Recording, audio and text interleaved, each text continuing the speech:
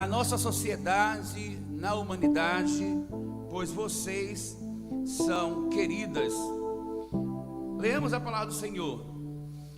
Então vieram duas mulheres prostitutas ao rei e se puseram perante ele. E disseram uma das mulheres, ou melhor dizendo, e disse-lhe uma das mulheres: Senhor meu, eu e esta mulher moramos numa mesma casa, e tive um filho morando com ela naquela casa. E sucedeu que, ao terceiro dia depois do meu parto, também essa mulher teve um filho. Estávamos juntas, estranhos nenhum estava conosco naquela casa, só nós ambas naquela casa. E de noite morreu o filho desta mulher, porquanto se deitara sobre ele. E levantou-se à meia-noite e me tirou a meu filho do meu lado, dormindo a tua serva, e o deitou no seu seio, e a seu filho morto deitou no meu seio. E levantando-me eu pela manhã para dar mama a meu filho, eis que estava morto, mas atenta pela manhã para ele, eis que não era o meu filho que eu havia tido.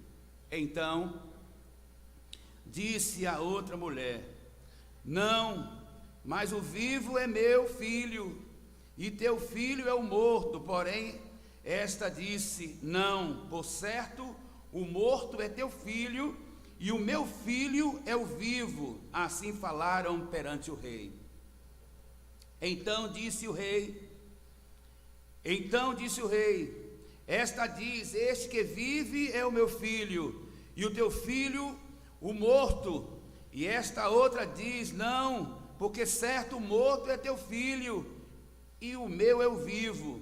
Disse mais o rei: trazei-me uma espada. E trouxeram uma espada diante do rei. E disse o rei: divide a metade, divide as duas partes o menino vivo, dai metade a uma e metade a outra. Mas a mulher cujo filho era vivo falou ao rei, porque seu coração lhe esterneceu por seu filho, e disse: Senhor meu, dá-lhe o menino vivo, e por modo nenhum o mateis. Porém a outra dizia: nem teu e nem meu, seja dividido antes. Então respondeu o rei e disse: dai a esta o menino vivo, e de maneira nenhuma o mateis, porque esta é a sua mãe. Minhas queridas, nesta manhã eu gostaria que cada mamãe pudesse estar fazendo uma reflexão sobre esse texto. O amor de uma mãe pelo filho. Como eu queria que a humanidade, todos os filhos, pudessem estar parabenizando as suas mamães durante todo o ano. Durante todo o ano pudesse estar celebrando, se alegrando com sua mãe. Porque no texto que nós lemos nesta manhã, ele vai realmente nos remetermos a estar pensando sobre algo chamado amor materno. E é justamente o amor materno que está evidente aqui na disputa dessas duas mães. O que nós vemos, irmãos, é um amor de uma mãe que, em perder o seu filho e vê-lo morto, ela desejou entregar a uma que não era mãe. E a Bíblia nos diz, irmãos, que aquilo que Salomão pediu a Deus, Deus deu a ele sabedoria. E aí nós vemos a sabedoria de Salomão, quando realmente decide como rei entregar o filho àquela verdadeira mãe. Parabéns, mamães, pelos seus dias, e que o Senhor Deus continue derramando bênçãos sobre a vida de vocês. Nós vamos louvar o Senhor nesse momento. Vamos convidar os nossos irmãos que estão responsáveis da música a adorar o Senhor. Posterior, nós vamos estar entrando no nosso estudo da escola bíblica dominical. Hoje nós teremos conosco o professor Valdemir, que faz parte de uma das nossas extensões aqui da nossa igreja, e ele que vai realmente conduzir o estudo. Queremos pedir aos irmãos que, por favor, estejam participando, porque o estudo de hoje, ele vai realmente enriquecer o nosso conhecimento e, sobretudo, vai realmente nos aproximar mais de Deus e dos nossos irmãos. Aleluia. Nosso bom dia a todos e a vocês, mamães. Que Deus continue abençoando. Tenha um dia feliz na presença do Senhor. Vamos adorar o Senhor. Vamos continuar adorando a Ele. A Ele seja dado neste lugar a honra, a glória e todo louvor. Aleluia. Aleluia. Aleluia, Senhor. Vamos adorar a Deus. Vamos adorar a Deus. Vamos invocar o seu nome. Vamos adorar a Deus. Vamos adorar a Deus. Vamos adorar a Deus. Vamos invocar o seu nome. Aleluia. Vamos adorar a Deus. Ele veio em minha vida num dia especial, trocou meu coração por outro sem igual, e esta é a razão que vivo a cantar. Vamos adorar a Deus. Vamos adorar a Deus.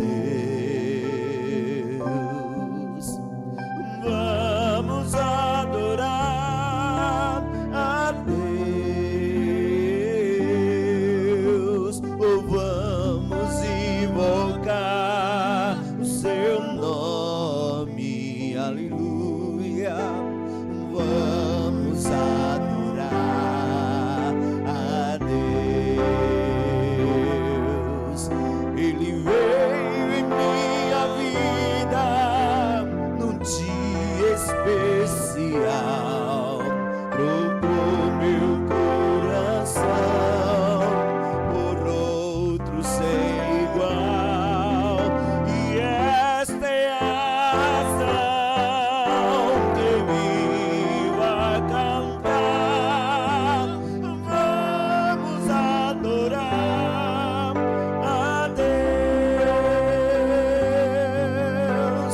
Deus está aqui, aleluia. Tão certo como o ar que eu respiro, tão certo como a manhã que se levanta, tão certo como eu te falo e podes me ouvir. Aleluia, Deus está em nós. Deus está em nós. Aleluia. Tão certo como o ar que eu respiro, tão certo como a manhã que se levanta, tão certo como eu te falo e podes me ouvir. Deus está aqui, Deus está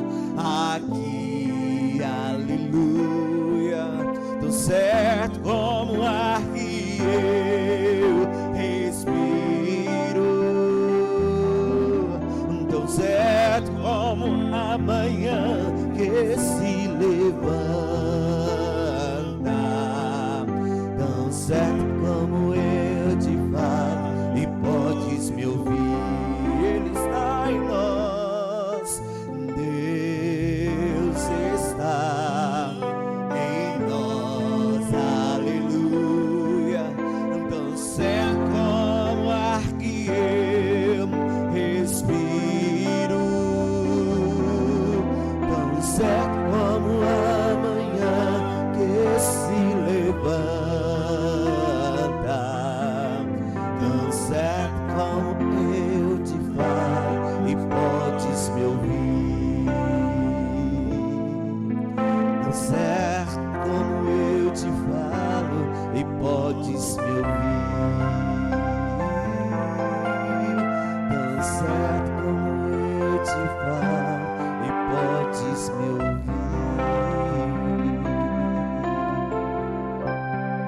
Sinta a presença do Senhor aí no seu lar. Levanta tuas mãos e ofereça o teu melhor ao Senhor nesta manhã. Você está aí, nós estamos aqui para adorar ao Senhor, exaltar esse Deus maravilhoso. Oh, aleluia. Seja engrandecido, Senhor. Seja exaltado, Senhor.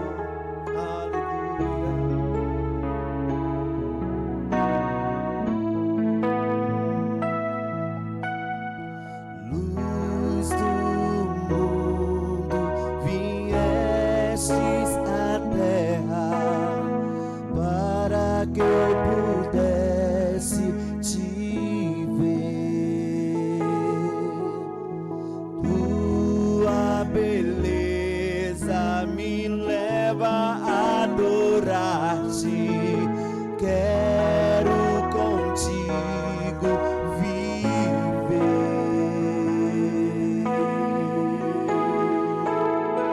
vim para adorar-te, para prostrar-me, vim para dizer que és meu Deus, és totalmente amável, totalmente digno, tão maravilhoso para mim.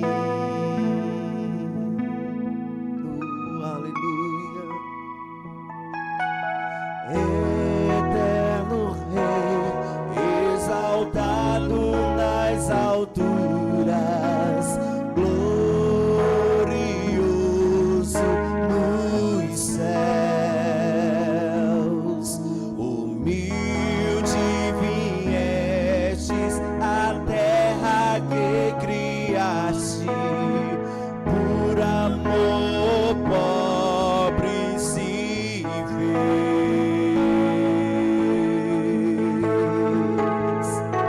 Vim para adorar-te, vim para prostrar-me, vim para dizer que és meu Deus, és totalmente amável, totalmente digno, tão maravilhoso para mim.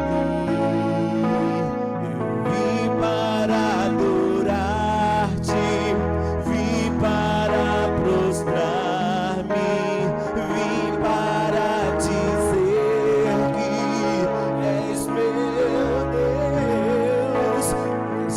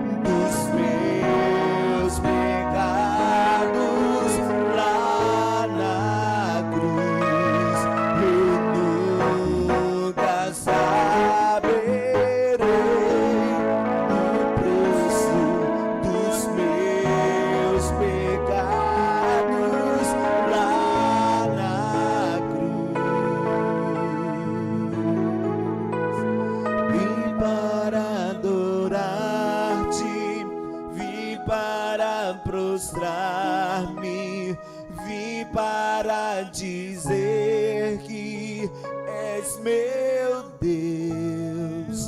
És totalmente amável, totalmente digno, tão maravilhoso para mim. Vim para adorar-te, vim para prostrar-me, vim para dizer que és meu Deus. És totalmente amável, totalmente digno, tão maravilhoso para mim. Diga de seu lado: vim para adorar-te, vim para prostrar-me, vim para dizer que és meu Deus. És totalmente amável, totalmente digno, tão maravilhoso para mim.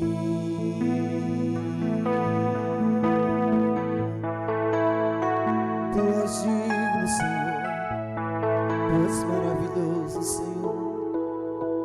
Oh, aleluia. Tu és a razão de estarmos aqui, Senhor. Aleluia. Glória seja dada ao Senhor. Aleluia.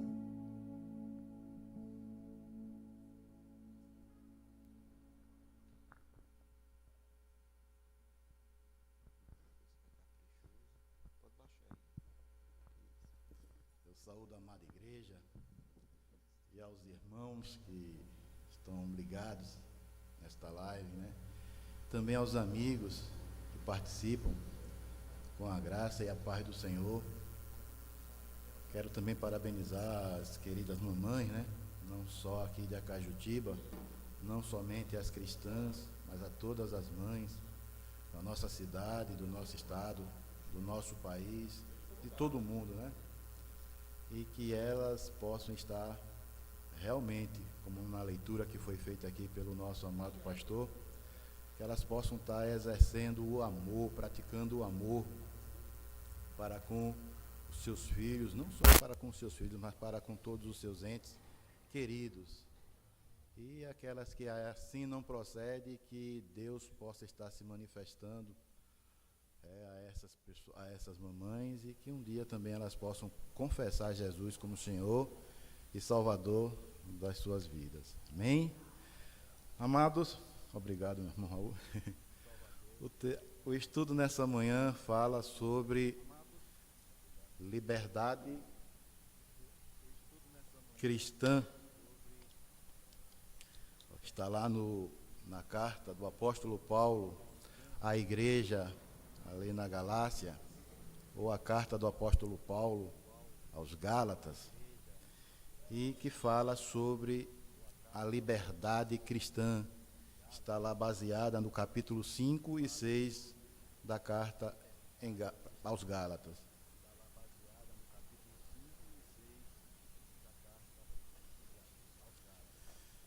O autor do nosso estudo, né? Ele começa com uma pergunta, dizendo: jamais podemos confundir liberdade com libertinagem e licenciosidade, né? A carta de Paulo aos Gálatas é enviada num momento em que o ensino doutrinário do apóstolo, né, estava sofrendo bombardeio por parte de alguns judeus, né? E diz o seguinte: quando Paulo escreveu às igrejas de Galácia, estavam enfrentando uma dupla ameaça relacionada à pureza de doutrina e à pureza de conduta. Certos indivíduos haviam entrado em um terreno em que o evangelho de Cristo poderia ser pervertido. os Gálatas estavam começando a ceder a essa atitude judaizante, o erro legalista, e estavam voltando a uma escravidão da observância de dias, meses, anos, épocas e etc. De maneira avassaladora, Paulo derruba todos os argumentos em favor da mescla da lei com a fé, destacando que Abraão foi justificado somente pela fé, que a lei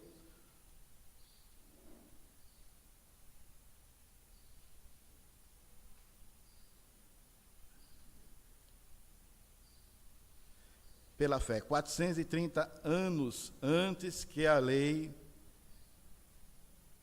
de Moisés fosse dada. O apóstolo responde ao segundo erro, o erro complementar, que um crente se forma espiritualmente maduro por meio da observância da lei, apresentando a verdade do poder santificador do Espírito Santo e as riquezas espirituais que o cristão pode obter quando permite que o Espírito Santo, que habita nele, governe a sua vida. Eu me lembro que no domingo passado, quando a irmã Noélia estava fazendo o estudo, aqui, ela foi feito o estudo baseado na lei e na graça. E que hoje em dia ainda existe uma certa batalha doutrinária sobre guardar a lei ou viver na graça, né? E Paulo, ele preocupado com essa situação, porque a lei aponta o pecado, e pela letra da lei, pelo que fazíamos antes de entregar a nossa vida a Jesus, nós estávamos mortos. E o Espírito de vida nos vivificou, né? Aí vem a pergunta, o que é liberdade cristã? A liberdade que temos em Cristo não é liberdade para fazer o que a carne deseja, mas ter a mesma ambição suprema de Cristo, que era de agradar ao Pai em tudo e não agradar a si mesmo. Então poderíamos resumir aqui que liberdade cristã é não fazer a nossa vontade, mas sim fazer a vontade do Pai, agradar ao Pai. A liberdade cristã não significa que fazemos o que queremos fazer. Em 2 Timóteo, capítulo 2, versículo 4, Paulo diz que ninguém que milita se embaraça com negócios desta vida, a fim de agradar aquele que o alistou para a guerra. Vivemos não para agradar a carne, mas para agradar ao Senhor, e isso é básico. Vivíamos numa vida de pecado, distante de Deus, alvo da sua ira e do seu juízo. Até que um dia, meus irmãos, confrontados pela palavra de Deus e convencidos pelo Espírito Santo, confessamos o nosso pecado, suplicamos o seu perdão e entregamos o destino da nossa vida. Aí começa a nossa história como cristão, né? Vivíamos em pecado, vivíamos fazendo o gosto da nossa carne, vivíamos servindo ao inimigo através das nossas atitudes erradas, errávamos contra Deus e por isso éramos merecedores do castigo e do juízo divino. Mas, graças a Deus que, ouvindo a sua palavra, confrontado com essa palavra, né, o Espírito Santo nos convenceu de mudarmos essa trajetória. E aí um dia nós entregamos a nossa vida para que Jesus pudesse ser o Senhor, pudesse ser o timoneiro da nossa vida e guiar os nossos passos nessa caminhada rumo à vida eterna, né? Então, de acordo com a filosofia, a liberdade é a independência, a autonomia e a espontaneidade do ser humano. Mas podemos fazer tudo o que queremos? Fomos libertos do pecado e hoje somos livres através de Cristo. Essa liberdade nos dá direito de fazer tudo o que queremos? Uma outra pergunta também, que não devemos confundir liberdade com libertinagem.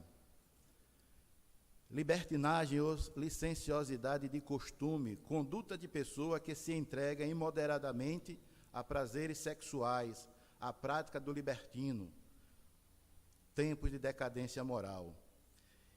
Também pode ser ter o significado de irreverência com relação a dogmas e crenças oficialmente aceitos, e especialmente no que diz respeito à religião e suas práticas ritualistas.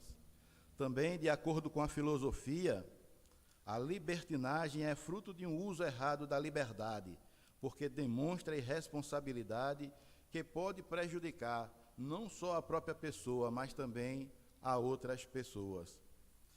Aí vem aquela pergunta básica. Às vezes, quando estamos evangelizando, falando da palavra de Deus para algumas pessoas, as pessoas dizem: eu vou querer ser crente para quê? Vocês têm tantas regras, não pode fazer nada. Eu vou fazer o que lá? Não, eu gosto de ser livre, eu gosto de viver a minha vida. Eu sei que Deus existe, eu temo a Deus, tudo, mas será que essa pessoa está fazendo realmente a vontade de Deus?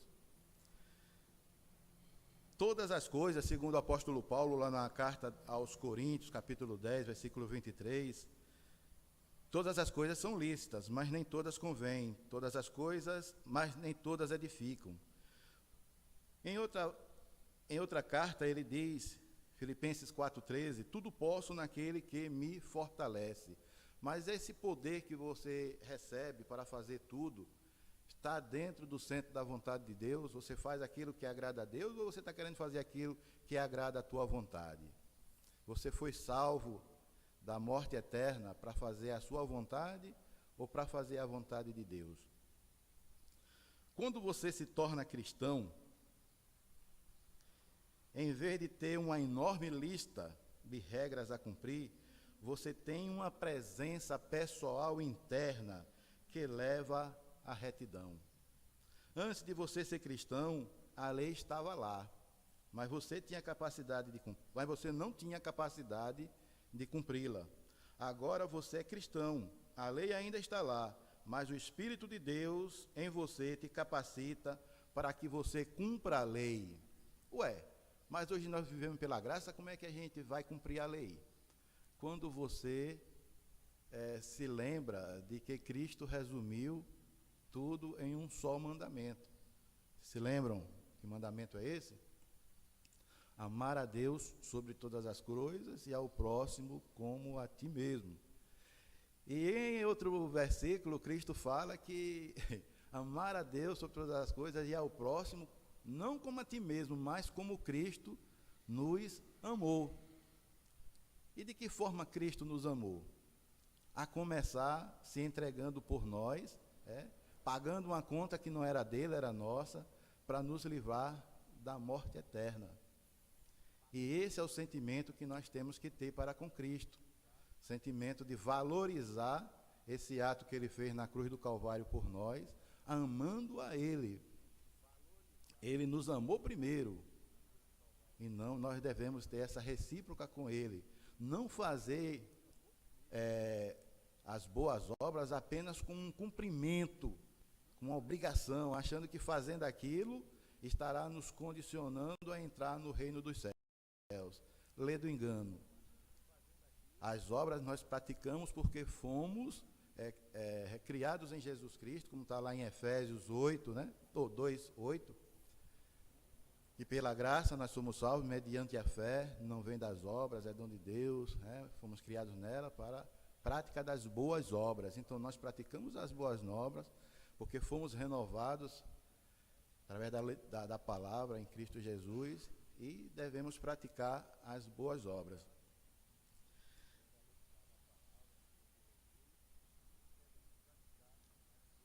Portanto, a liberdade cristã não é liberdade para ignorar a lei, a liberdade para obedecer à lei. Antes, você não tinha capacidade de fazer isso, você era escravo do pecado, mas você é livre para cumprir a lei de Deus no poder do Espírito Santo. Amados, logo de início,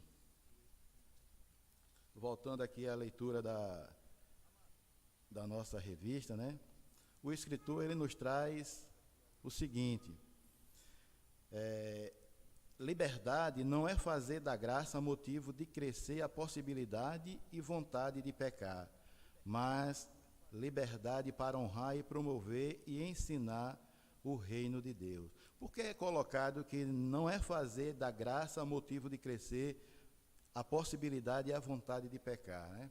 Nós sabemos que o sacrifício que Jesus fez na cruz do Calvário é o único que nos possibilita entrar no reino na vida eterna, né? E até que muitas pessoas comentam que não adianta você fazer um jejum, que não adianta você estar orando por isso ou por aquilo, que não adianta você fazer determinadas coisas, porque o sacrifício de Jesus é o suficiente. Realmente é o suficiente. Mas tem coisas que a gente faz, não é para achar que aquilo ali vai nos levar à vida eterna, mas para agradar a Deus. Às vezes um jejum você faz num momento de meditação, para que você possa estar se aprofundando mais, permitir que o Espírito Santo lhe ilumine mais, para que você possa tomar determinada direção. Orar por uma pessoa, não tem, a Bíblia recomenda orar uns pelos outros, mas tem pessoas que acham que não deve fazer isso, porque o sacrifício de Jesus já foi feito, e não precisa você fazer mais nada. Você tem que ficar sentado, assoviando, esperando a hora chegar para que Cristo lhe leve para as mansões celestiais, né? Será que é isso, meu irmão? Eu acredito que não, né? O homem não foi criado para ser escravo, para viver aprisionado, muito menos a vida espiritual. A liberdade cristã é um ponto alto da nossa fé. A liberdade cristã tem um preço e devemos honrar esta liberdade e apontar para que precisa ser apontado quando queremos entender e viver este dom inefável, né? A liberdade cristã teve um preço. Qual foi esse preço, meus amados? Cristo dando a sua vida por nós para nos livrar da morte eterna.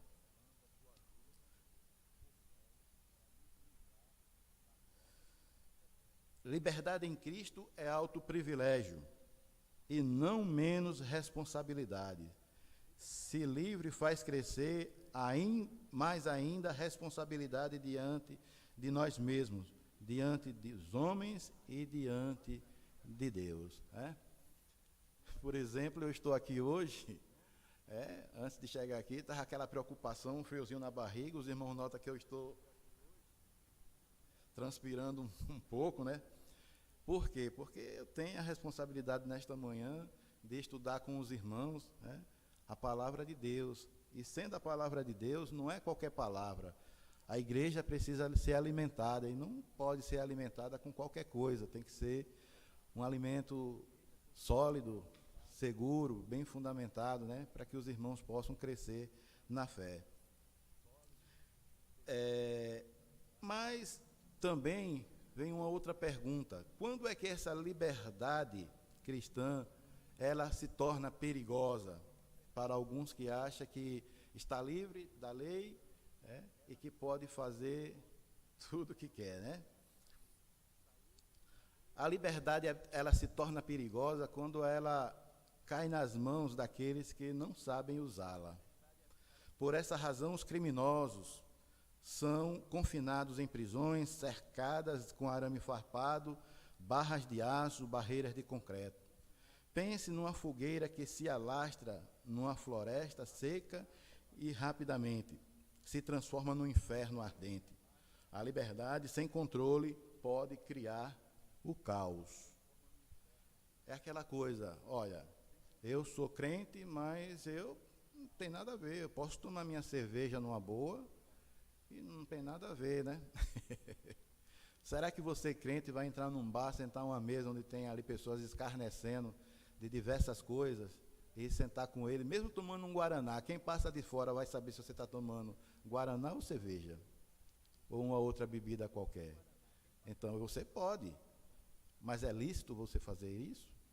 Vai engrandecer o reino de Deus em quê?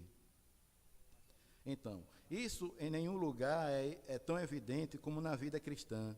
Os cristãos estão livres da maldição da lei, da sua punição e do seu poder de produzir culpa. O medo, a ansiedade e a culpa são substituídos por paz, perdão e liberdade. Quem poderia ser mais livre do que aquele que é livre nas profundezas da alma? Às vezes a gente vê as pessoas que são viciados em drogas, viciados no álcool, no tabagismo e em outras coisas, e a gente às vezes acha que ele não deixa porque não quer. Mas certamente não é só a prisão do corpo naquele vício, é prisão espiritual também. E quando você liberta ele do cativeiro espiritual, certamente ele mudará de vida, né? Quando você vai lá, que fala da palavra do Senhor, que insiste, que ora, que pede a Deus pelaquela vida, e ele também contribui abrindo o seu coração, ouvindo a palavra do Senhor, convidando o Espírito Santo para fazer morada no seu coração, aí sim, realmente, essa liberdade acontece, física e espiritualmente, né?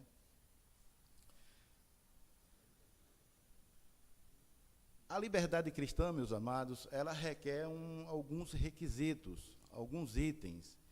Um dos primeiros itens que o nosso escritor ele coloca é que a liberdade cristã requer uma vida de obediência à verdade. Gálatas 5:7 nos diz: correis bem, quem vos impediu de obedecer à verdade? A gente vê aqui no início, na leitura do capítulo 5, no versículo 1,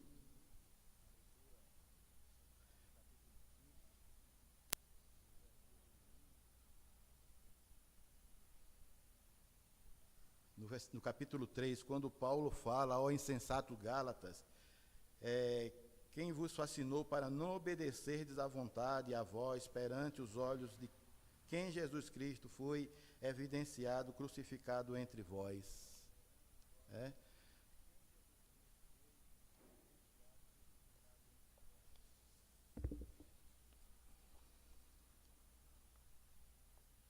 Então, a liberdade cristã requer uma vida de obediência.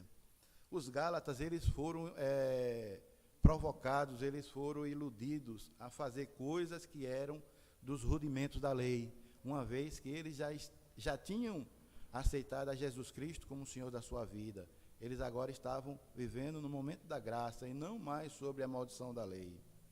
Mas alguns judeus vieram e disseram para eles que só a fé em Jesus não salvava, que eles tinham que praticar as obras da lei para que pudesse, junto, esse pacote, eles alcançarem a salvação.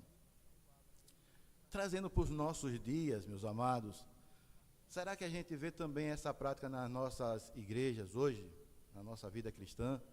Pessoas que começam a influenciar irmãos, que às vezes está começando o caminho na trilha da sua santificação, buscando a sua vida eterna, e chega irmão, às vezes, vai lá, ou pessoas que não quer ter a mesma responsabilidade, a mesma obediência, e vai lá e começa a falar no ouvido dessas pessoas coisas que não está fundamentado na doutrina dos apóstolos, na doutrina que Cristo passou para os apóstolos.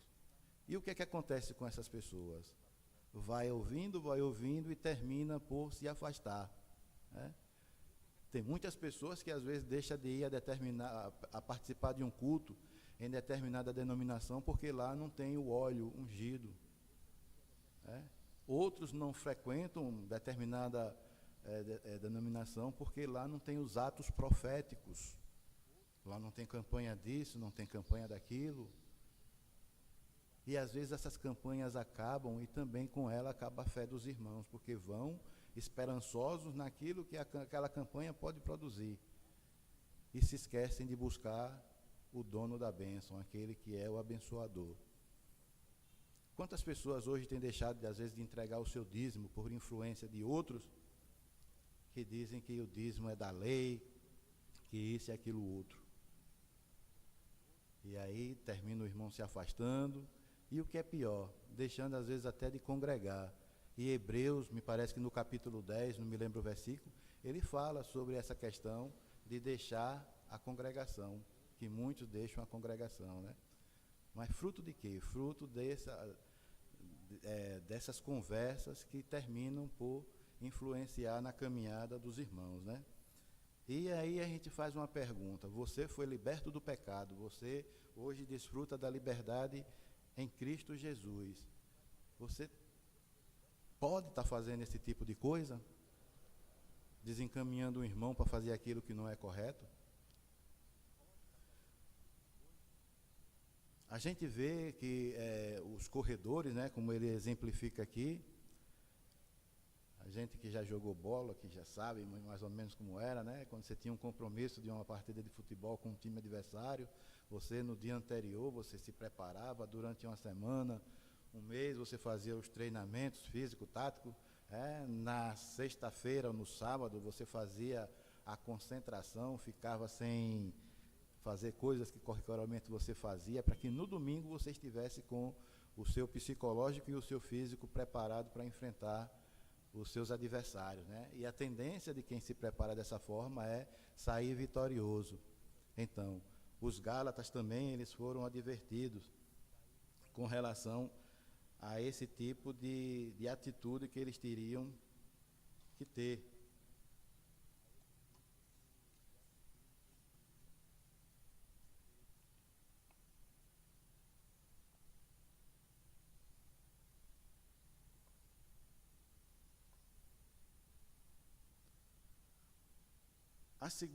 Eu gostaria que o pastor pudesse estar fazendo um comentário, um breve comentário, acerca desse primeiro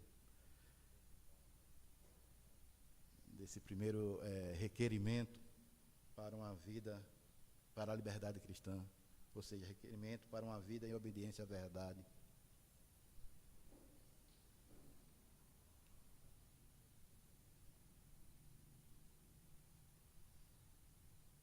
Então, irmãos, que lição maravilhosa para nós estarmos vivendo conforme a vontade do Senhor.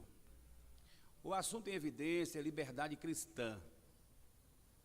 E eu quero entender que os nossos irmãos que têm as revistas em mãos estão realmente durante a semana estudando a revista Compromisso. E essa liberdade cristã, irmãos, a gente vai estar falando o tempo que estivermos aqui nesta terra.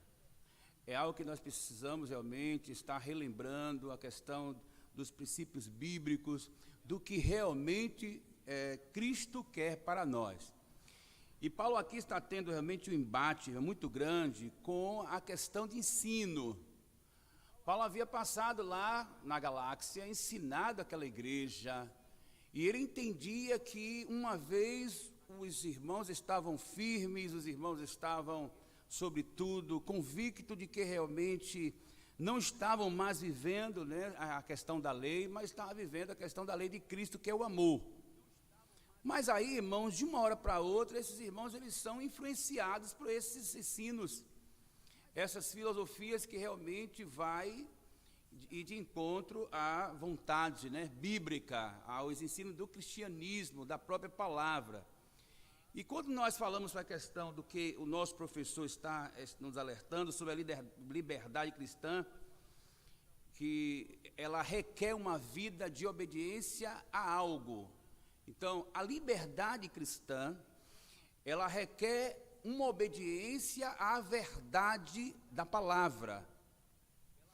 Então, assim, eu cresci ouvindo os meus avós, minha mãe, ainda meu pai, dizendo que uma ovelha ruim bota todo o rebanho a perder.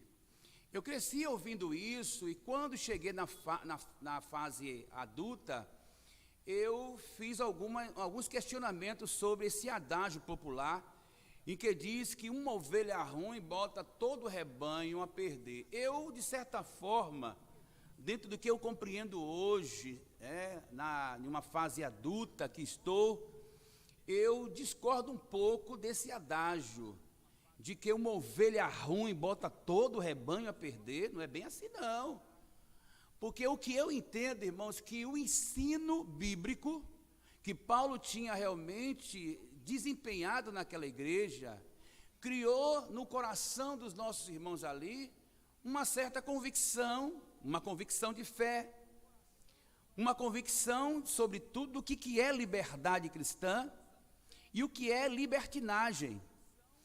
Então, se nós voltarmos às lições passadas, a lição do domingo passado, ela enfatiza muito a questão dos inimigos. E aí o escritor, o pastor Hudson, ele vai dizer o seguinte, que a preocupação nossa, em pleno século XXI, não é com os que estão de fora, mas principalmente com os que estão de dentro. E assim a preocupação muito grande, é um perigo daqueles que estão dentro, porque é justamente dentro desta comunidade, quando a gente olha aqui para Gálatas, que vai acontecer o quê? Alguns que estavam lá infiltrados como pseudos cristãos, e que realmente não estavam nem aí para os ensinamentos de Paulo. E se nós formos fazer uma exegese mais profunda sobre o texto, o livro, essa carta, nós vamos observar, meus queridos, que o conhecimento de Paulo com relação aos irmãos ali em Gálatas era simplesmente para que eles aprendessem a viver a vida de Cristo. Paulo não estava ali ensinando para que ele enriquecesse conhecimento, não. Paulo queria, sobretudo, que houvesse transformação de vida. E aí, para resumir aqui, porque quem está com a palavra é o nosso professor, é que a liberdade, irmãos, ela está ligada a algo. Quando você olha para a carta de Gálatas, vai ver que a liberdade, ela está ligada a algo. E a libertinagem também está ligada a algo. Quando nós olhamos lá, Gálatas capítulo 5, em que vai falar sobre fruto do Espírito e as obras da carne. Então, o fruto do Espírito está ligado ao quê? A liberdade cristã. Esta liberdade que é produzida em nós através do fruto do Espírito, que são 9. Mas também nós temos a libertinagem, que está ligada realmente às obras da carne. E aí nós vemos, irmãos, ainda no nosso convívio, dentro da nossa comunidade evangélica, algumas pessoas que são pseudos convertidos, e que não são realmente convertidos, são meramente convencidos, ainda com um questionamento ou com um conceito sobre liberdade, que não, eu posso praticar o erro, eu posso mentir, eu posso adulterar, eu posso ser infiel à minha esposa, eu posso ser infiel ao meu patrão, porque eu tenho um Deus que é misericordioso. Então a gente vem com esse conceito. Qual é o conceito? Não, Deus me fez perfeito, mas pequei, e Ele sabe das minhas limitações, Deus sabe das minhas limitações, então o que é que tem em pecar ali, pecar aqui? Eu peco ali, depois peço perdão, porque Deus é misericordioso. Não é bem assim, irmãos. Isso realmente é desobediência à verdade. Então, esta revista traz um estudo muito importante para as nossas vidas. Quando a gente olha para a liberdade aqui, a questão da liberdade cristã, ele vai dizer que a liberdade cristã é o ponto alto de nossa fé. Ele diz que a liberdade é um ponto alto da nossa fé. E eu sei que o nosso professor vai destrinchar um pouquinho sobre essa questão da fé, né, dentro do conceito de liberdade.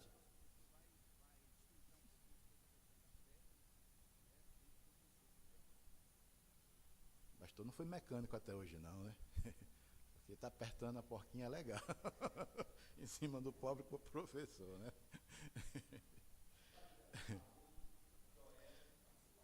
Então, diante da explanação do nosso pastor, né, acho que não resta mais dúvida sobre esse requisito esse requerimento para exercer a liberdade cristã, ou seja, uma vida de obediência à verdade. Um outro requisito para viver a liberdade cristã é produzir vida frutífera como a vida de Jesus. Gálatas 5:22, mas o fruto do Espírito é amor, alegria, paz, paciência, benignidade, bondade, fidelidade e outros mais, né?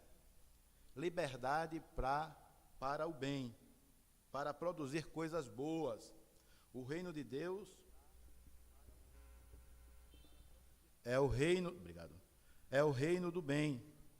Por isso, o crente precisa produzir o bom fruto. Não basta dizer que é uma árvore, uma plantação do Senhor. É preciso frutificar. O fruto é a expressão máxima da fruteira. pouco ou nenhum valor tem uma macieira se ela não der fruto. O fruto vai proporcionar alegria ao seu dono. Paulo fala do fruto do Espírito Santo em nossa vida. Não é o fruto que nós imaginamos, planejamos ou queremos, é o fruto do Espírito produzido em nós pelo Espírito Santo. Esse fruto está intimamente relacionado ao nosso caráter, maneira de ser, vida relacional. Faz-nos semelhantes a Jesus, é obra do Espírito em nós, e o fruto é que nos faz semelhantes ao Senhor. A liberdade ensinada por Paulo era uma liberdade para o bem. Meus amados, olhando essa colocação do autor, a gente chega a um certo pensamento. Antes eu tinha um certo pensamento de que, eu olhando lá na carta, ou no Evangelho de João, quando diz que nós temos que dar fruto e que esse fruto permaneça, né? Eu entendia a princípio que esse fruto era gerar outro discípulo e que ele tinha que permanecer na fé. Que se ele não permanecesse na fé, eu não teria agido de forma correta. Será que era só isso? Lendo esse estudo, a gente passa a ter uma outra noção de que a produção do fruto, que é o Espírito que produz em nós, mas para que o Espírito produza esse fruto em nós, é necessário que a gente faça o quê? A palavra de Deus, Paulo nos diz que nós somos templo onde habita o Espírito Santo. Será que para o Espírito Santo habitar em nós, precisamos estar de qualquer jeito, ou temos que estar de qualquer jeito para que ele habite em nós e esses frutos ele possa produzir em nós? A gente ouve pessoas dizer, quando você faz o apelo que mostra que você tem que fazer uma confissão pública, ele diz, não, mas eu já tenho Cristo no meu coração, eu já tenho Cristo comigo. Será que realmente tem? E nós já temos essa certeza de que o Espírito Santo habita em nós? Se o Espírito Santo habita em nós, por que então às vezes a gente continua na costumeira prática do pecado? Em Apocalipse, Cristo diz que ele está à porta e bate, e se você abrir, ele entra. Às vezes você acha que tem Cristo, mas Cristo está do lado de fora, está à porta. Você está vendo ele, né? Está batendo na tua porta, mas você continua com a porta fechada. Então, às vezes você acha que tem Cristo no seu coração, mas não deixou ele entrar ainda no templo. Às vezes a gente quer produzir os frutos, mas tem cômodos deste templo, onde ele deve habitar, que nós não permitimos ainda que ele tenha entrado, que ele tenha aberto as portas, tenha tirado aquilo que não serve, que não presta para ele, colocado para fora. Será que você, quando deu o testemunho público, você realmente deu esse livre acesso ao Espírito para entrar neste templo e fazer segundo a sua vontade, para que ele possa produzir em nós os seus frutos, para que nós possamos frutificar e agradar ao nosso Senhor, aquele que pagou o preço pelo nosso resgate, que nos libertou do pecado que nos escravizava, porque a nossa condenação já estava certa. Ou a gente mudava de direção, ou a gente ia morrer nos nossos pecados. Às vezes, quando eu leio algumas partes do Apocalipse, quando fala lá em Tessalonicenses que nem todos dormiremos, mas alguns seremos transformados. Que os vivos não precederão os mortos. Ou seja, os mortos vão de ressuscitar primeiro e receberão corpos gloriosos, como que Jesus tem,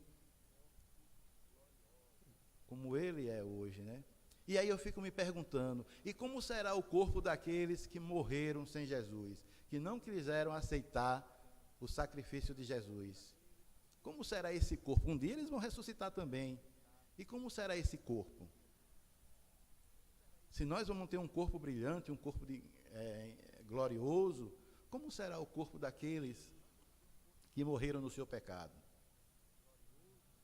Será que vai ser um corpo tipo aqueles que a gente vê nos filmes de zumbi, todo espatifado, cheio de creca, caindo nos pedaços? Né? Mas, segundo a palavra, diz que vai ser um corpo vergonhoso, né? Para a vergonha deles, né? Então, liberdade para o bem, produzir coisas boas. O reino de Deus é o reino do bem. Por isso, o crente precisa produzir o bom fruto.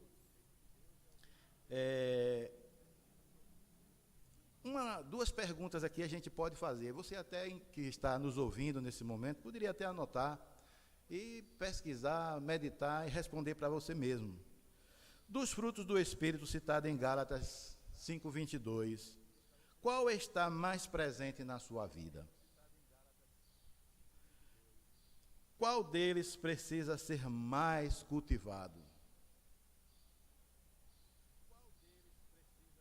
Dos dons, dos frutos do Espírito, qual está mais presente na sua vida?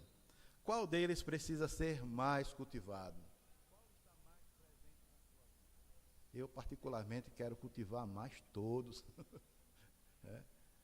A gente tem que procurar sempre estar mais bem preparado, sempre produzindo mais.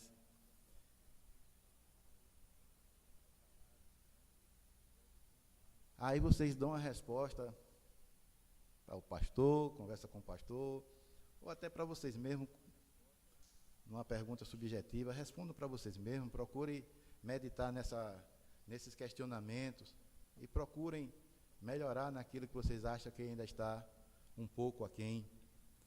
E o irmão Raul pode dar uma palavrinha aqui com relação a produzir frutos.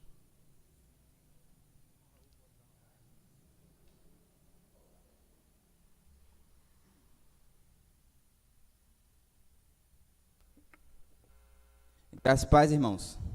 Nossa. Se o professor Valdemir me permitir, eu gostaria de dar uma pincelada ainda sobre o tópico anterior e alinhar a essa questão dos frutos. Irmãos, quando falamos de liberdade, quando falamos de lei e graça, a dificuldade que nós temos de entender essa questão, eu vou iniciar com isso aqui e já vou entrar na questão de como produzir frutos.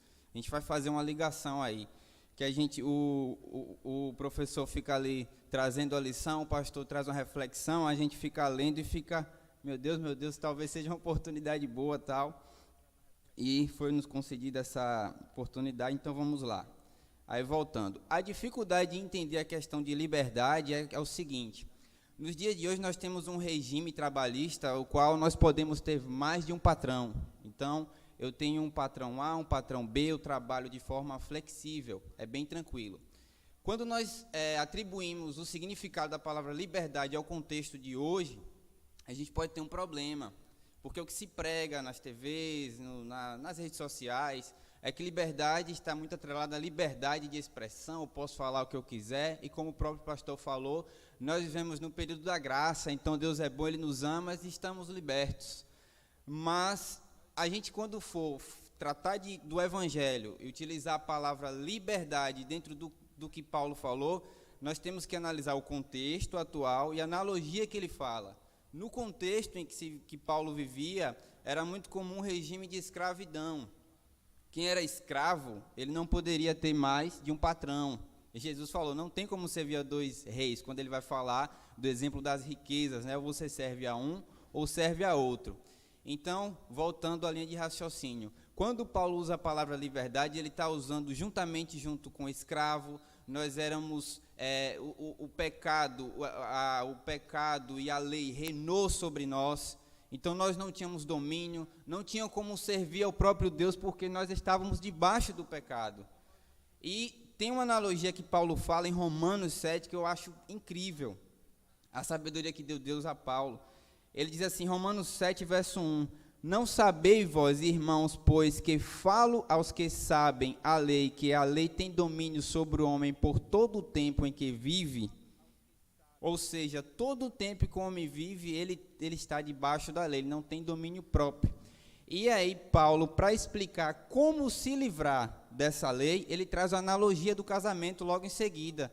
Ele traz um exemplo da lei matrimonial da época e diz que a mulher, quando casa com o homem, não está sujeita ao homem, ao seu marido. Dentro dessa analogia aqui, o marido representa a lei.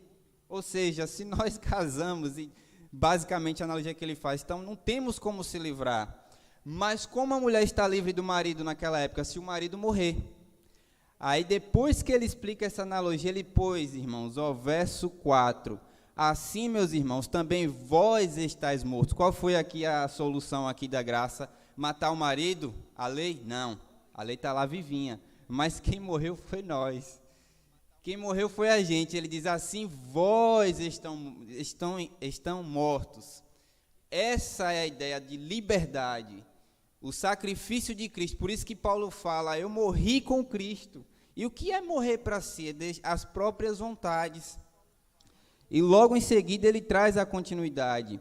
Aí no verso 4 ele fala, assim, meus irmãos, também vós estáis mortos para a lei pelo corpo de Cristo, para que sejais de outro. Ou seja, está livres da lei agora, porque vocês morreram, não a lei, para que sejam de outro.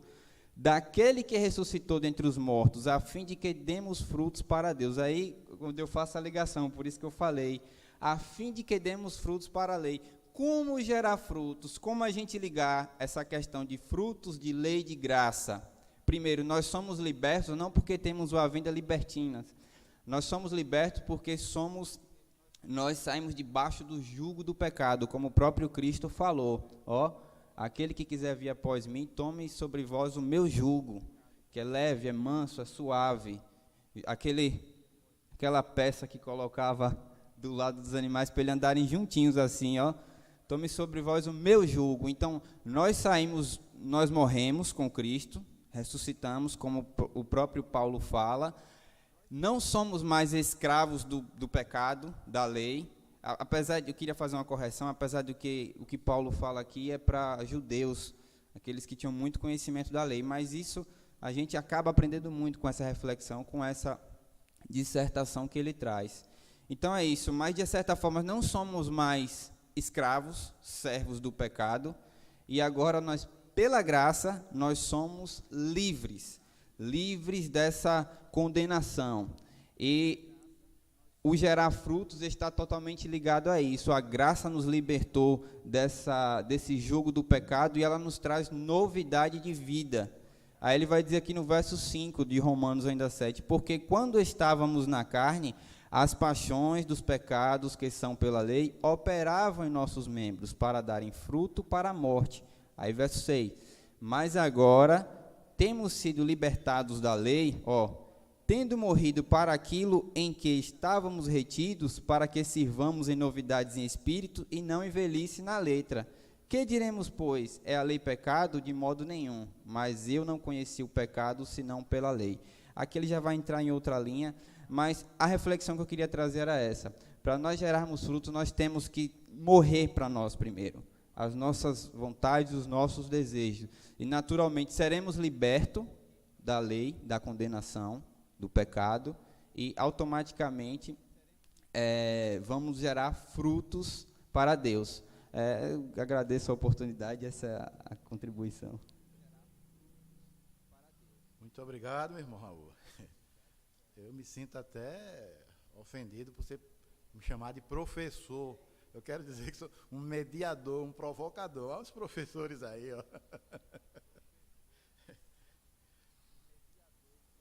Conforme o irmão falou, o irmão Raul acabou de falar,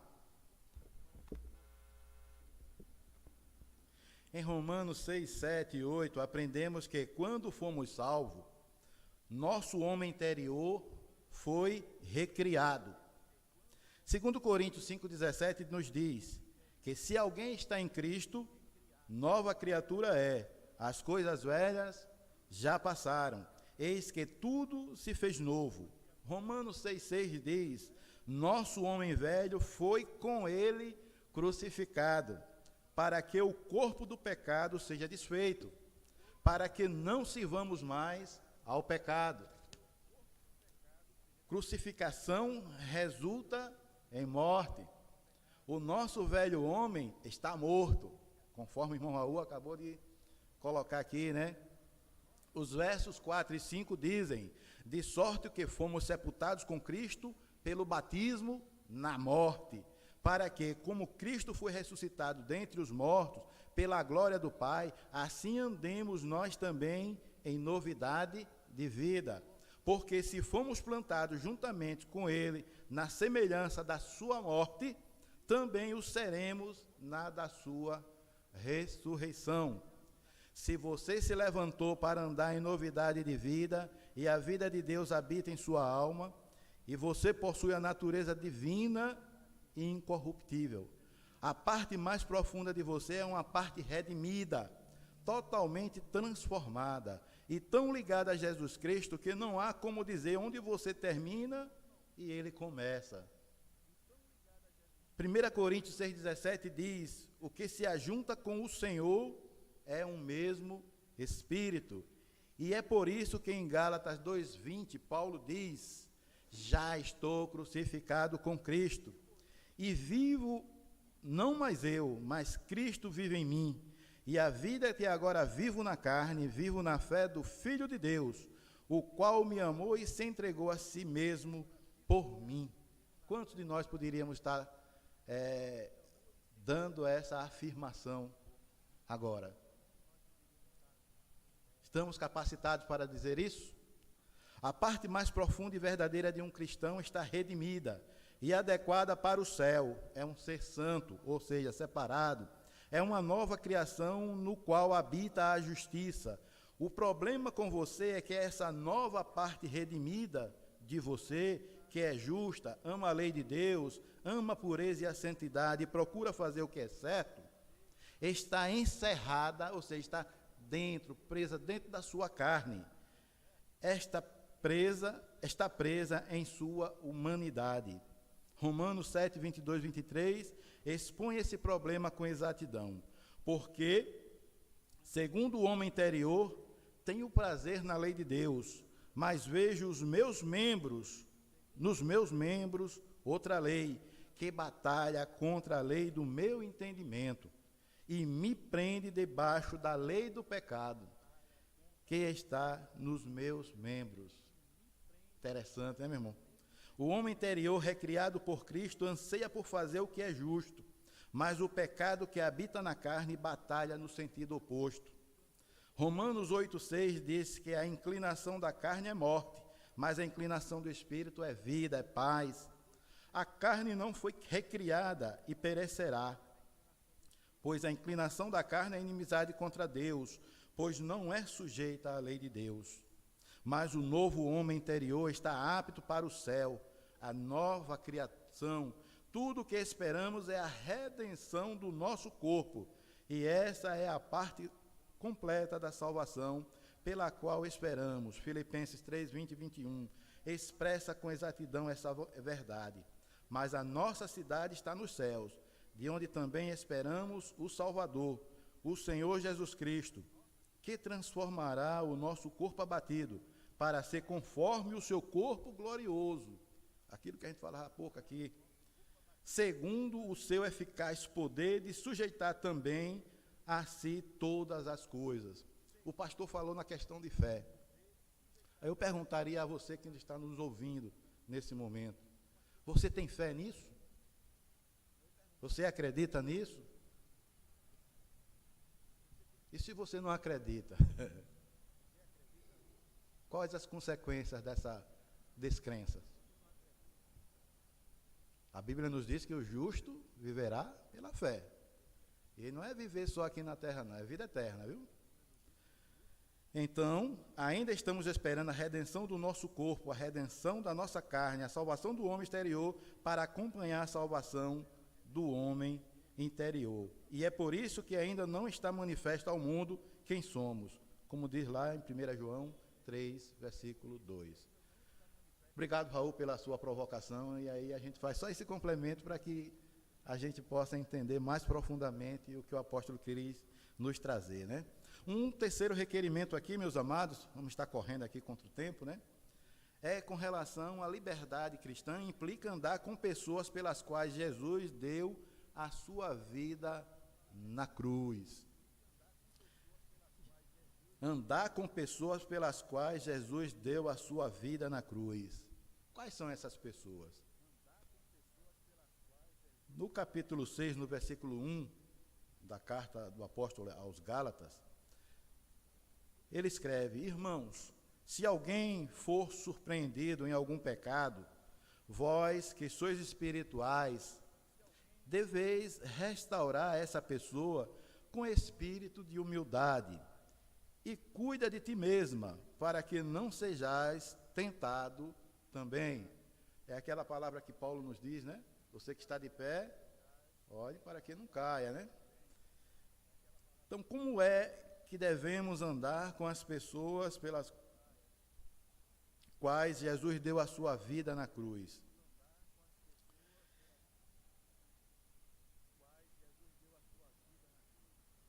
Como é que a gente vai praticar essa obra restauradora para aqueles que tenham caído?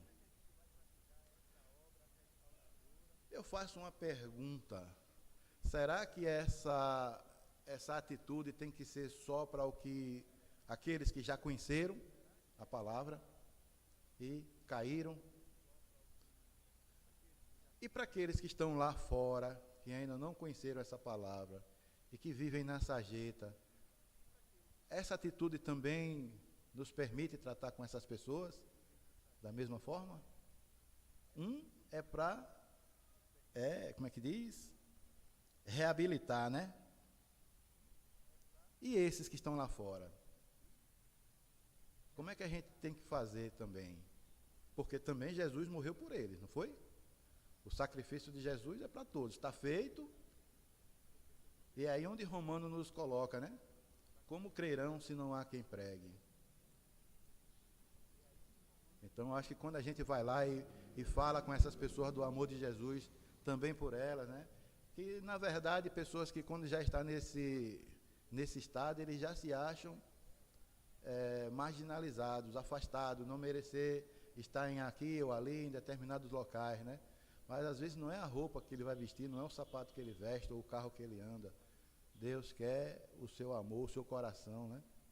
A sua vida servindo a Ele. E quantos Cristo tem retirado lá desse monturo e transformado e são vasos de honra no exercício do reino do Senhor.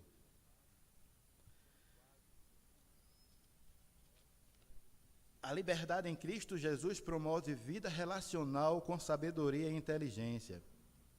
O objetivo é evidenciar que fomos libertos pelo Senhor do pecado e da culpa. Porque diz: nenhuma condenação há para os que estão em Cristo Jesus. É exercer com sentimento e na prática a obra da restauração daqueles que tenham caído. Paulo exorta os Gálatas para que tivessem essa atitude com os irmãos frágeis, que estavam trocando a fé pelas obras, ou seja, pelo legalismo. Nossa experiência com Cristo de viver a liberdade deve nos conscientizar que não devemos fazer de ninguém uma presa nossa pelo jugo de culpa. A gente vê muito isso nos dias de hoje. Por exemplo, eu particularmente gosto muito de acarajé. Não sei se o pastor come também, de vez em quando, né? Mas tem pessoas que dizem que a acarajé é uma oferenda que o pessoal vai lá e oferece. Mas será que todas as pessoas que fabricam o acarajé distribuem 3 unidades do produto para entidades que, graças a Deus, a gente não cultua?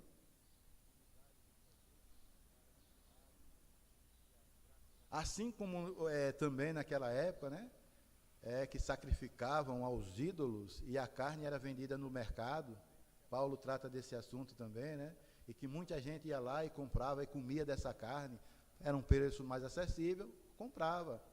E aí alguns irmãos que não sabiam, comia à vontade.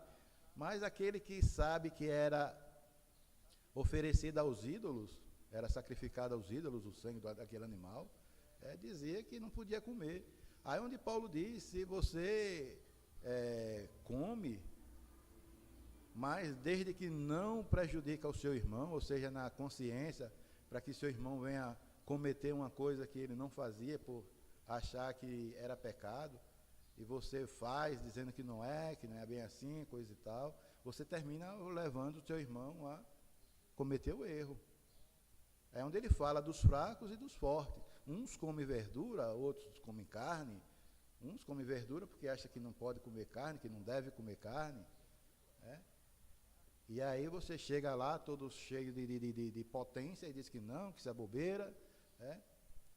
É como hoje a gente vê em meio a essa pandemia que a gente está vivendo hoje em dia, aqueles que relutam de usar a máscara para sair na rua. Aí eu pergunto, será que a medida da fé que Deus deu para o Thieres é a mesma que Deus deu para o pastor e para mim?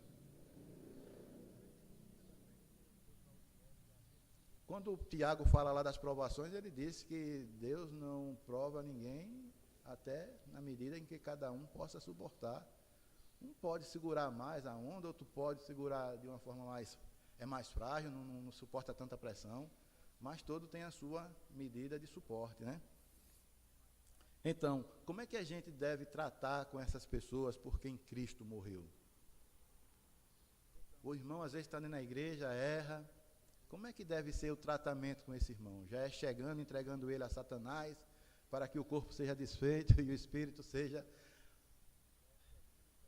salvo no dia do Senhor? Logo de cara, sem argumento, sem tratamento com essa pessoa? Será que o irmão que às vezes dá um sinal que quer aceitar Jesus na sua vida, geralmente às vezes mulher, e chega aqui vestido numa sainha com as costas todas de fora, não, você não pode entrar não porque você está nua e aqui é a casa do Senhor. Será que é assim que deve se tratar? O ladrão, quando aceitou a Jesus, ele estava só com um pano envolto, tipo uma fralda, lá na cintura. Será que Jesus olhou para a fralda deles? Não, você não pode me aceitar o Senhor agora, porque você está de fralda. Há irmãos que dizem que dorme vestido da cabeça aos pés, eu acho que você não bota o sapato, porque diz se Cristo voltar e ele tiver de bermuda ou de short, que ele não será arrebatado. Meu Deus do céu! E tenta incutir isso na cabeça de outros irmãos, dizendo que isso é o que tem que ser feito. E quantas pessoas não desistem de andar no caminho da salvação por questões desse tipo? Altieri, pode nos dar uma palavrinha com relação a isso? Esse requerimento de tratar com as pessoas pelas quais Jesus deu a sua vida na cruz, tantos de dentro quanto de fora. Uma abordagemzinha. Graças a Paz, amados. Como aluno, faço papel aqui das perguntas, né? Eu me perguntaria ao professor e ao pastor e também ao irmão Raul, como seria esse tratamento? A gente fala em amor, acolhida, enquanto às vezes a gente acaba sendo exclusivista, a gente acaba sendo excludente. O irmão falava há pouco também sobre uma prática comum, que é a questão do consumo de artigos alimentícios vindos do sacrifício, né, a ídolos. Mas muitas vezes a gente escandaliza o outro, não é somente com o consumo de um acarajé, é quando a gente usa da nossa língua, num momento tão importante como esse, da língua e também dos dedos, irmãos. Para as redes sociais, que é tão importante como a plataforma do Facebook, do YouTube, do Twitter, para, ao invés de estar adorando a Deus, glorificando a Deus por um momento, que Ele nos permite estarmos como igreja, mesmo que distante, porque somos igreja onde estamos criticando. Bem, o pastor falou semana passada, e aquilo me deixou bem alerta, professor, que a gente às vezes escandaliza-se muito com o comer, mas a gente vai para uma rede social, do qual a igreja está utilizando, e faz 1001 críticas, sem trazer nenhuma solução.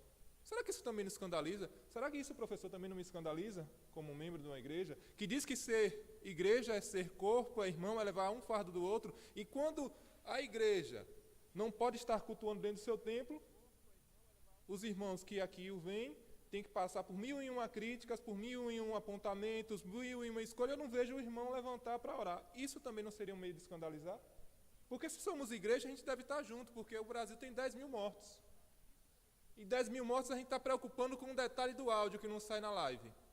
Mas esquece de perguntar, e os 10 mil que estão morrendo no Brasil? Nós estamos orando pela vida daqueles que foram crentes, que não foram crentes, que perderam a oportunidade, e muitos que estão saindo das suas casas, Brasil afora, levando a palavra do Senhor, e pessoas sedentas, famílias chorosas, porque o ente que se passou não volta mais. Isso, será que a igreja tem repensado esses conceitos? Ah, mas é um costume meu, eu gosto de dar minha opinião. Se você não sabe fazer, como é que eu vou dar opinião de algo que eu não posso fazer? Será que eu não escandalizo também o irmão? Porque como é que eu vou dar aula do irmão se eu estou aqui como aluno, professor? Eu posso perguntar porque eu tenho que aprender daqueles que estudaram, daqueles que fizeram a lição, do pastor, que é formado em teologia. Então, eu acho que se eu não conheço de algo, eu não posso escandalizar o irmão, querer confrontar o estudo do irmão com o professor. Eu tenho que me abastecer. Professor, me ensine que eu não sei. E a gente fala tanto de escandalizar, fala tanto de, eu não estou fazendo nada de errado, eu sou uma pessoa boa, eu sou um crente fiel em Cristo. Mas no momento de pandemia em que as pessoas estão morrendo, uma doença que está chegando, e ainda não chegou no seu pico, os crentes estão muitas vezes se degladiando entre si. Aquele que faz e toma uma nobre atitude, como o professor que sai de casa, pega o seu estudo, está aqui se arriscando a pegar o Covid-19, que é uma doença mortal em muitos casos. 10 mil pessoas não é brincadeira, é uma população quase que a Cajutiba sendo exterminada. E os irmãos estão vindo para fazer acepção dentro do nosso próprio grupo, que deveria estar sendo unido para orar, para, no possível do possível, cuidar dos nossos idosos, que a nossa igreja é uma igreja idosa. E a gente fala de escandalizar pelo cultuado e comer às vezes uma acarajé. Será que não escandaliza também nossa igreja? Cadê o papel da igreja? Pensa só, o arrebatamento acontecer agora. Será que estamos preparados de fato? Será que escandaliza não é a gente parar para analisar a maturidade numa igreja com 64 anos? Uma acarajé escandaliza, irmão. Realmente. Mas existem coisas muito mais frias do que a gente não se compadecer com inúmeras pessoas que estão morrendo, famílias que estão sofrendo. Isso, nesse momento presente. E o futuro, que não nos pertence. Então, professor, eu acho que a acepção de pessoas acontece de diversas formas. O escandalizar acontece de diversas formas. E como o senhor vem bem colocando, que as pessoas acham que tudo é liberdade. Eu tenho uma liberdade em comentar. Eu sou livre em Cristo Jesus para comentar. Mas será que eu sou livre também para magoar e ferir o irmão que está tentando fazer a parte dele? Será que eu sou livre para não apoiar o irmão? Glória a Deus pela vida do irmão que está aqui na frente hoje, pela vida do pastor, pela vida do irmão Raul, pela vida do irmão Joel que está com sua esposa em casa doente e veio aqui fazer seu papel? Será que eu estou sendo também... eu me escandalizo com tudo. E será que eu não me escandalizo quando eu sofri dessa forma? Que a pessoa que está fazendo aqui o papel, que muitas vezes, muitos que estão sedentos da palavra de Deus, estão esperando uma live dessa, para se abastecer da palavra de Deus, que o povo está sedento, o povo está choroso, o povo está em pico de pensamentos. É só notícia ruim, e a gente tem a notícia de esperança. Será que isso também não é uma acepção das pessoas que querem ouvir a palavra de Deus, que querem estar se abastecendo, que querem estar sentindo um mínimo que seja de afeto, ainda que virtual e frio que seja, mas é muito melhor do que ouvir a palavra de Deus, do que ouvir o noticiário que só fala de morte? Então, irmão, eu fico a pergunta, né? Se também não seria a minha pergunta. Obrigado pela oportunidade. E que pergunta, irmão. O irmão está coberto de razão. No meu entendimento, está coberto de razão, né? Apenas dando uma última pincelada aqui, diante do que o irmão colocou, né? Essa questão de oportunidades, pessoas que estão morrendo aí diante dessa pandemia, sem a oportunidade de aceitar Jesus, que talvez nunca tenha ouvido falar de Jesus, né? Aí me vem à mente também, às vezes a gente vê esses grupos de extermínio que tem nas nossas cidades interioranas, né? Pessoas que, dito meliantes, que têm sido abatidos. Será que às vezes, de certa forma, não se tira a oportunidade que ele teria de aceitar Jesus em algum tempo? Mas morrem, né? E a gente está orando por eles. Mas seguindo, meus amados, um outro requisito aqui para a gente estar finalizando é a liberdade cristã ela implica numa vida dinâmica e ativa na semeadura espiritual. Alô, irmã Késia, você se estiver ouvindo nesse momento, uma parte que a irmã gosta muito de fazer, né? Missões, pregação da palavra, como a irmã sempre está fazendo aí. Então, Gálatas 6:8, ele nos diz: pois quem semeia para a sua carne, da carne colherá ruína, mas quem semeia para o Espírito Santo colherá a vida eterna. Semeadura é uma arte, parece simples, mas não é. Quem já teve experiência no campo sabe muito. A semeadura implica várias coisas necessárias e úteis para que o trabalho não seja em vão. A semeadura precisa de um bom solo, solo preparado, precisa de sementes e boas sementes. A semeadura precisa de cuidado, é um processo delicado. Hoje, então, a agricultura moderna requer até mesmo o uso de tecnologia e da meteorologia. Na semeadura do reino, me faz crer que alguns princípios devem ser aplicados. Semear na sua carne significa plantar coisas que irão produzir carnalidade. São as obras da carne. O resultado é a corrupção, que envolve decadência e colheita para a carne. As obras da carne resultam da semeadura que o homem faz com sementes e solos carnais. Paulo diz que a semeadura do crente é diferente. É o Espírito que aponta as coisas mais sublimes e duradouras que é a vida eterna. É uma semeadura espiritual, regada e produzida pelo Espírito em nós. Temos compromissos com o tipo de semeadura em que estamos envolvidos. A colheita nada mais é do que a multiplicação daquilo que foi semeado. Antes de passar, de pedir aqui uma pincelada para um breve comentário, né? Quando se fala na questão de semeadura, algumas pessoas acham, e em algumas denominações fala, a questão de parar de sofrer. Você, meu irmão, quando está no mundo, envolvido com o pecado, dando vazão aos prazeres da tua carne, né? Como um dia também eu já fiz isso, a gente está ali achando que nada vai acontecer. Aí um dia você vai e aceita Jesus e acha que dali para frente a sua vida vai ter que ser a mais bonita possível, que as consequências do que você fez lá atrás não precisam chegar mais até você. Será que realmente isso é verdade? Será que aquela sementinha que você semeou lá no passado, será que ela não vai germinar e não vai produzir os frutos, né? E esses frutos você vai ter que colher ele, mesmo depois que já tenha aceitado a Jesus? Aí você vai me perguntar, então eu não devo aceitar Jesus? Não, claro que deve. Porque ele é o único que pode lhe dar sustento, é o único que pode lhe dar carinho, que pode lhe dar um aconchego, uma palavra firme de segurança, para que você continue a sua caminhada, né? Eu vou exemplificar aqui a mim mesmo, não vou entrar nem em exemplo de outros irmãos ou de outras pessoas. Eu convivi 7 anos com uma pessoa e deixei, iludido pelo prazer da carne, porque queria mais aventura, queria mais prazer. Resultado, hoje eu estou sozinho. Com quantas pessoas eu já não me envolvi nesta caminhada, né? Quantas já passaram na minha vida? E hoje eu só posso dizer que tenho cicatrizes, né? Tenho cicatrizes. Há um escritor que ele diz que a separação é como 2 folhas de papel colorida que você passa a cola e cola uma na outra. Quando você puxa, fica pedaços de uma cor embebido na outra ou colado na outra. Assim é a vida quando você se separa, sempre fica um pouquinho de você e um pouquinho de quem você se separou na tua vida.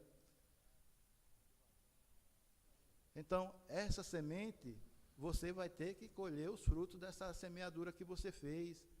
Mas hoje eu agradeço a Deus, mesmo estando sozinho lá na minha caverninha, eu agradeço a Deus porque tenho a palavra dele que me conforta, que me ilumina meu caminho, né?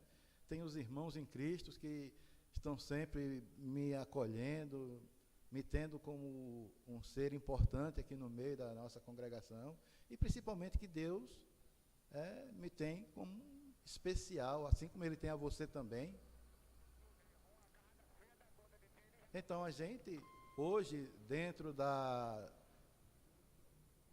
libertos do pecado, né, vivendo essa liberdade cristã, a gente também tem essa responsabilidade com aquilo que estamos semeando, né? Um dia nós teremos que dar conta das nossas obras diante do tribunal de Cristo. Não é um tribunal condenatório, mas é um tribunal onde as suas obras feitas aqui na terra, depois que você se tornou um crente em Cristo Jesus, né, que deixou a sua vida para a direção dele, você vai ter que dar conta dessas obras diante do grande mestre, e elas vão ser provadas. E essa história os irmãos já sabem como é que acontece. E aí? E os frutos que a gente está produzindo? Né? Será que vão permanecer, são duradouros?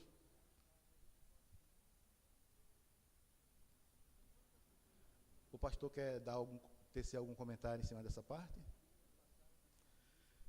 O último requisito para a liberdade cristã implica entendimento de que a nossa glória é a cruz de Cristo.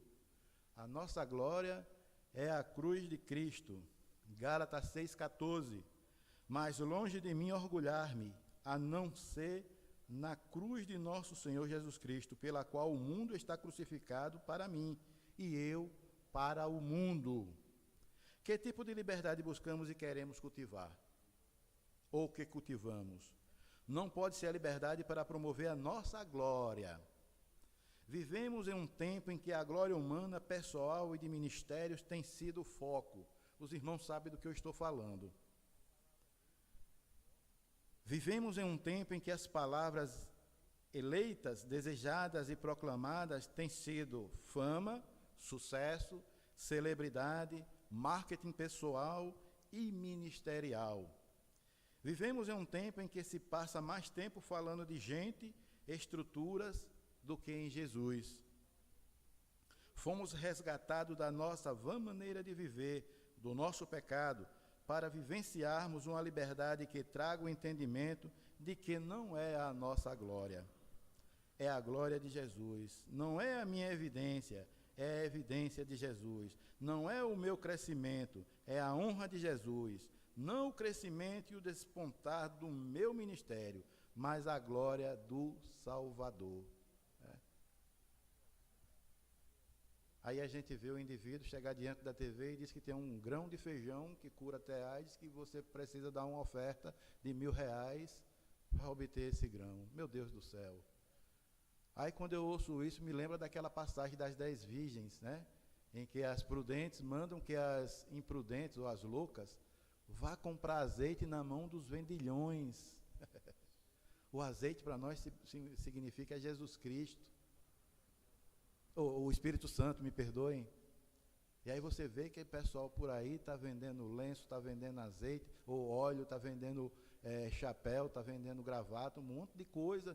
Toma, leva, passa lá, passa um lenço debaixo das axilas, manda, tome, leve, que a doença vai sair. Meu Deus do céu, o que é isso? Será que ele está evidenciando a glória de Jesus?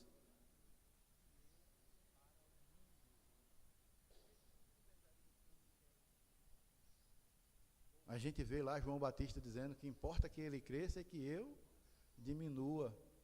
E por que hoje esse pessoal que se diz cristãos, evangélicos, né, promove essa balbúrdia dentro dos templos, em meio à população carente de ouvir a palavra do Senhor, a palavra de salvação, uma palavra eficaz, né, e ficam aí vendendo bugigangas. Há indivíduos que têm apartamentos luxuosos lá em Miami, valor absurdo lá de 50 a 60 milhões de dólares. Mas chegam aqui e exigem, pedem a oferta de que você tem que dar tanto, tem que sacrificar o seu tudo, o seu melhor. Pessoas que estão aí passando fome, como nesse estado de coisa que a gente está vivendo, sabe que tem pessoas passando dificuldade. Mas será que essas igrejas estão preocupadas em ajudar essas pessoas a minimizar o seu sofrimento, a sua necessidade, a sua carência material? de víveres para a sua sobrevivência.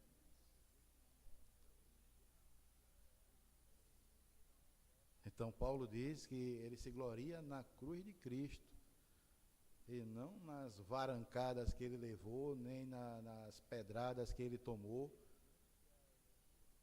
Porque hoje tem pessoas dizendo, eu sou esse, eu sou aquele, eu faço e aconteço, o capeta não passa em minha frente, que eu passo por cima. Aí a gente vê um indivíduo vender um grão de feijão por R$1.000, por que ele não vai lá na frente do hospital desse que está aí de campanha, com tanta gente aí acometido com essa doença? Por que ele não vai lá orar por essas pessoas? Se o feijão que ele diz que ora sobre ele e abençoa pode livrar até da AIDS ou do Covid, por que ele não vai lá fazer isso pessoalmente?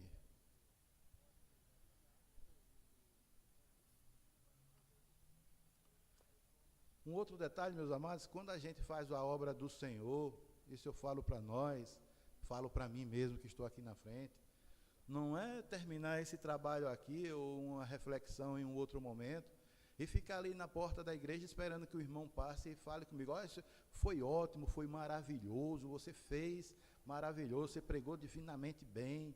Não, meus irmãos, porque a palavra quem dá é Deus, a iluminação da palavra, quem nos traz é o Espírito Santo. Então a gente tem que se alegrar de ser vaso, mas toda a honra e glória tem que ser dada a Jesus, que é quem nos concede tudo isso, quem nos dá os dons. Então por que eu vou ficar me gloriando? Eu gostaria de ter tempo de passar aos irmãos tudo aquilo que eu pesquisei nesse pouco tempo, para trazer aqui hoje, mas o tempo é curto, não dá, e muita informação de uma só vez, vocês não vão assimilar tudo.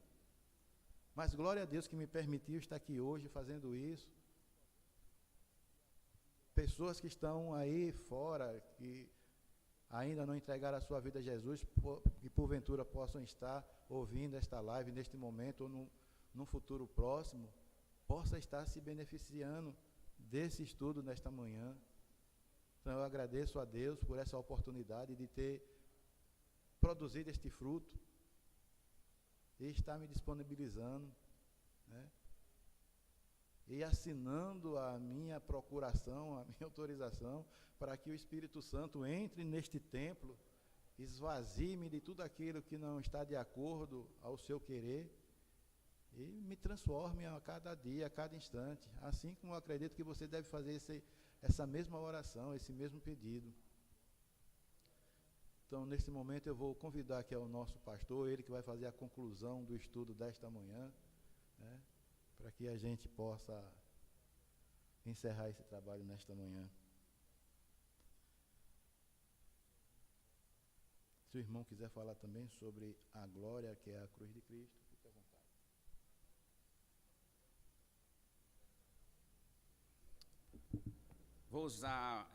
Vou tornar as minhas palavras de um professor de grego, que ele dizia assim, excelente, viu, professor? Deus abençoe poderosamente os nossos irmãos que estão aí também acompanhando este estudo muito importante para as nossas vidas.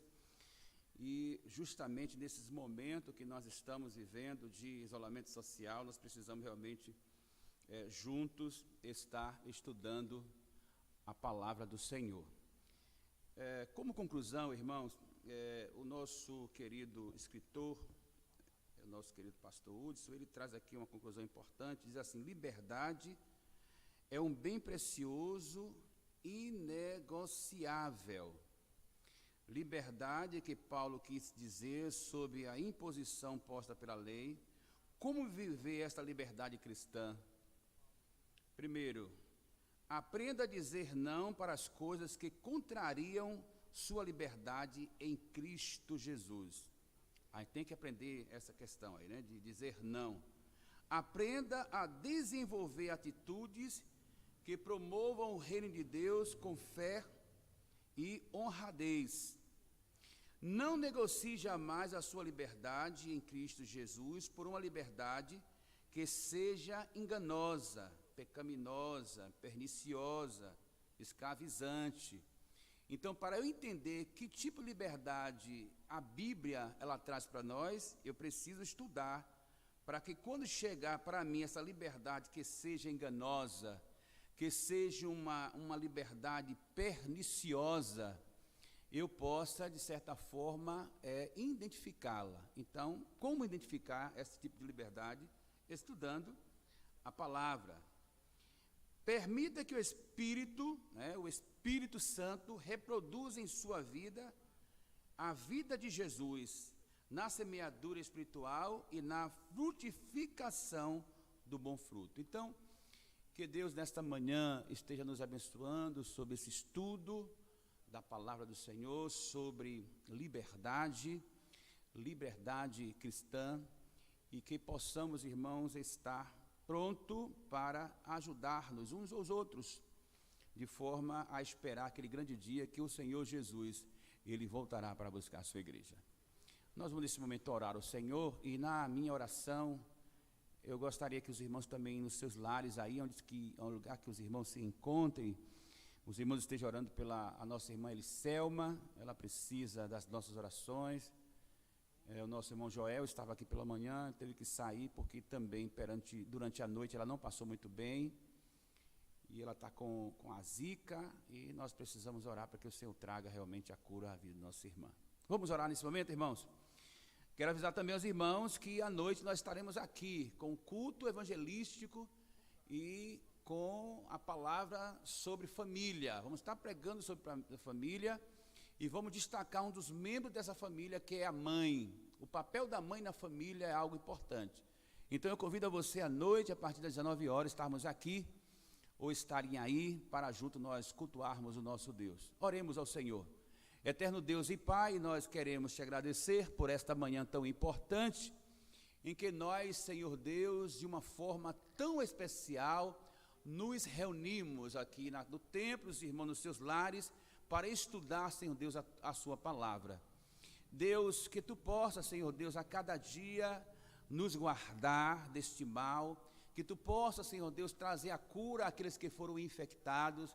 Pai querido, Senhor, tenha misericórdia daqueles que perderam os seus entes queridos, dando, Senhor Deus, conforto aos seus corações.